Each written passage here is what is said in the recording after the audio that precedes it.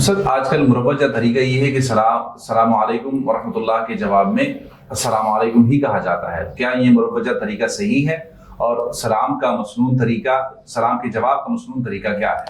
دیکھیں، جو قرآن کریم کی آیت ہے سورہ نساء کی آیت نمبر 86، اس میں اللہ رب العزت ارشاد فرماتے ہیں کہ وَإِذَا حُيِّيتُم بِتَحِيَّةٍ فَحَيُّوا بِأَحْسَنَ مِنْهَا أَوْ رُدُّوهَا، کہ جب تو کوئی تمہیں سلام کرے تو تم اس کا جواب اور اچھے طریقے سے دو. جس طریقے سے اس نے سلام کیا آپ اس سے اچھا اور بہتر جواب دو. بہتر آپ کا انداز بھی ہونا چاہیے، بہتر آپ کے کلمات بھی ہونے چاہیے.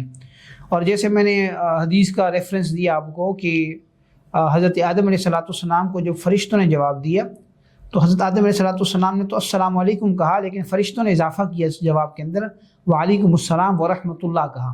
تو اس آیت کی روشنی میں بھی چونکہ یہ حکم ہے کہ بہتر انداز سے جواب دیا جائے، اس لیے اگر سلام کرنے والے نے صرف السلام علیکم کہا تو آپ کو جواب میں مزید کلمات کا بھی اضافہ کرنا چاہیے. جواب میں آپ نے وعلیکم السلام ورحمۃ اللہ کہہ دیں، یا مزید اضافہ کرنا ہے تو وعلیکم السلام ورحمۃ اللہ وبرکاتہ، یعنی آپ 3 جملے ساتھ کہہ دیں. تو یہ کیا ہوگا؟ ایک بہتر جواب ہوگا اس آیت کی روشنی کے اندر، جیسے کہ آیت میں حکم بھی دیا گیا ہے.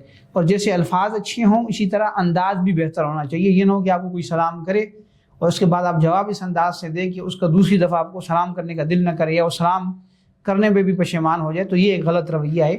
تو جواب اس کا بہتر انداز سے، اچھے انداز سے، اچھے کلمات کے ساتھ دینا چاہیے.